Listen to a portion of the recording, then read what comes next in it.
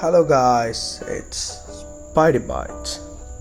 அந்த காலத்துலலாம் நம்மளோட தாத்தா பாட்டிக்கெல்லாம் 5-6 குழந்தைகளெல்லாம் இருந்தாங்க. நம்மளோட அப்பா அம்மாவுக்கு அப்படி இல்லை. அப்படி ஒன்று பார்க்குறதே ஆச்சரியமாக போச்சு. அதுக்கப்புறம் 30 வருஷத்துக்கு முன்னாடியெல்லாம் பொண்ணுங்க படிக்கிறது ரொம்ப கம்மி. அதே நேரத்தில் அவங்க படித்து வேலைக்கு போகிறது ரொம்ப ரொம்ப ரொம்ப ரொம்ப ரொம்ப கம்மி. பட் இப்போ அப்படி இல்லை. ஃபர்ஸ்ட் கிளாஸாக எல்லாமே போகுது. Sustainable products, sustainable growth, sustainable city. இந்த சஸ்டைனபிள்ன்ற வார்த்தையை வந்து நம்ம அடிக்கடி பயன்படுத்திகிட்டே இருக்கோம். ஈகோ க்ரீன், ரீயூஸ், ரீசைக்கிள், இந்த மாதிரி வார்த்தைகள் நம்ம அடிக்கடி யூஸ் பண்ணிட்டே இருக்கோம். இதுக்கெல்லாம் என்ன காரணம்? இதுக்கும் ஜூலை 11க்கும் ஒரு பெரிய கனெக்ட் இருக்குது. அதுன்னு நம்ம தெரிஞ்சுக்கணுமா? Of course. Welcome to spidey boys. இன்றைக்கி நாம் பைட் பண்ண போகிறது வேர்ல்டு பாப்புலேஷன் டே.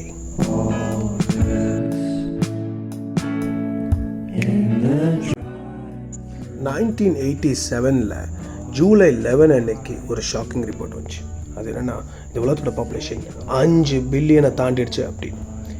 இன்றைக்கி நம்மளோட வேர்ல்டோட பாப்புலேஷன் 8 பில்லியனை தாண்டிடுச்சு. பட் அன்னைக்கு அஃபிஷியலாக ரெக்கார்டில் 5 பில்லியனை தாண்டிடுச்சு அப்படின்னு ஒரு ரெக்கார்டு வந்துச்சு.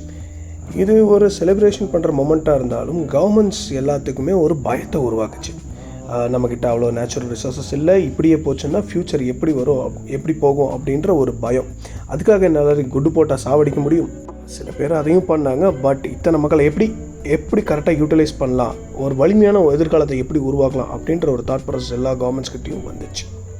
ஸோ 1989 ஜூலை 11 வேர்ல்டு பாப்புலேஷன் டேவை UNDP அறிவிச்சது.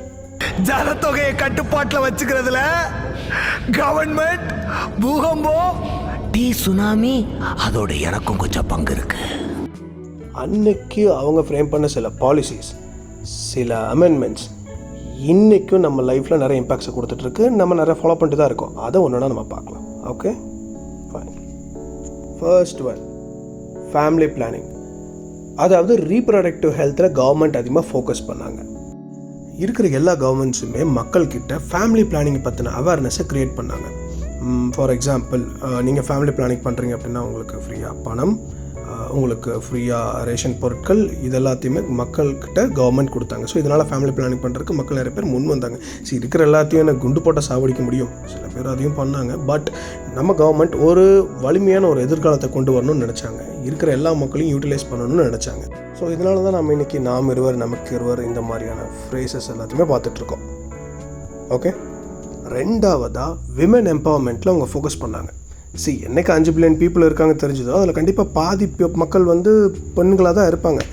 ஸோ பெண்களை ஊக்குவிச்சு வேலைக்கு கொண்டு வந்தால் நாட்டோட பாதி பாவர்ட்டி கம்மியாகும், அது போல் அவங்களோட ஸ்டாண்டர்ட் ஆஃப் லைஃப்பும் அதிகமாகும் அப்படின்னு கவர்மெண்ட்ஸ் திங்க் பண்ணாங்க. ஸோ அவ்வளோ பெரிய ஒரு ரிசோர்ஸை நம்ம வேலைக்கு கொண்டு வரணும்னா அதுக்கான ஒரு சூழலை உருவாக்கணும்னு கவர்மெண்ட்ஸ் எல்லாமே திங்க் பண்ணாங்க.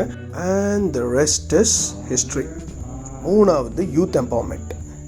இந்தியா மாதிரி கண்ட்ரியில் யூத்தோட பாப்புலேஷன் ரொம்ப ஜாஸ்தியாக இருக்காங்க. அப்படின்னா அவங்களுக்கான வளர்ச்சி அவங்களே தேடிக்கிறாங்கன்னா ஃபைன். பட் இன்கேஸ் அவங்களுக்கு வளர்ச்சி இல்லை, தனக்கு வளர்ச்சி, நாட்டுக்கு வளர்ச்சி இல்லைன்னா அவங்க ஒரு லயபிலிட்டி தான். ஸோ இப்படிப்பட்ட ஒரு யூத்ஸை கண்டிஷன் பண்ணும் அப்படின்னு கவர்மெண்ட்ஸ் நினச்சாங்க. அதுக்காக அவங்களுக்கு ஃப்ரீ எஜுகேஷன், நிறைய ஸ்கீம்ஸை கொண்டு வந்தாங்க. மதிய உணவு திட்டம், காலை உணவு திட்டம், இது எல்லாமே வந்து ஒரு நாள் நடந்ததில்லை. It's all continuous of events. Correct.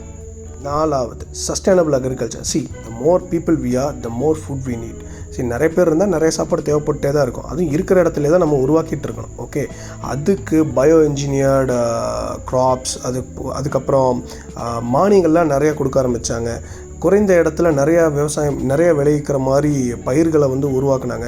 எல்லாருக்கும் எல்லாத்தையும் ஃப்ரீயாக கொடுக்க முடியாது. பட் இன்றைக்கி இவ்வளோ அம்யூனிட்டிஸ் ஃப்ரீயாக கொடுக்குறாங்கன்னா அது அன்னையிலேருந்து புஷ் பண்ணதால தான் இன்றைக்கி இவ்வளோ கொடுக்குறாங்க. ஓகே, நாலாவது, கிளைமேட்டிக் சேஞ்சஸில் கவர்மெண்ட் அதிகமாக ஃபோக்கஸ் பண்ணாங்க. மக்கள் அதிகமாக இருக்காங்க அப்படின்னாலே டீஃபாரஸ்டேஷன் கம்பல்சரி ஜாஸ்தியாக தான் நடக்கும். கார்பன் எமிஷன் கண்டிப்பாக ஜாஸ்தியாக நடக்கும்.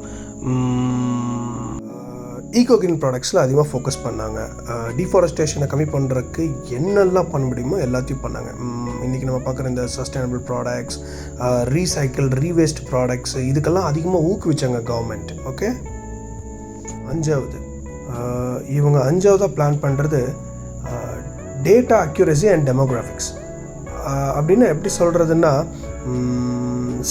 அன்னைக்கே 5 பில்லியன் பீப்புள் இருந்தாங்க, இன்றைக்கி 8 பில்லியன் பீப்புள் இருக்காங்க. பட் அன்றைக்கி கண்ட்ரோல் பண்ணதால இன்றைக்கி 8 பில்லியன் பீப்புளை வந்து நிற்கிறாங்க. ஓகே, அக்யூரேட்டான டேட்டா கிடைக்கணும் அப்படின்றதுல ரொம்பவே ஃபோக்கஸ்டாக இருந்தாங்க.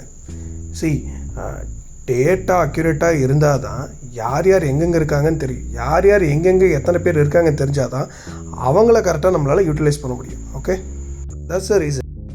ஸோ உங்களுக்கு இந்த வேர்ல்டு பாப்புலேஷன் டே பற்றின இம்பேக்ட்ஸ் எல்லாமே தெரிஞ்சிருக்குன்னு நான் நம்புகிறேன். So this is about July 11. இந்த மாதிரி ஒவ்வொரு நாளை பற்றியும் நீங்கள் தெரிஞ்சுக்கணும் அப்படின்னா ஸ்பைடி பைட்ஸை சப்ஸ்கிரைப் பண்ணுங்கள். See you guys.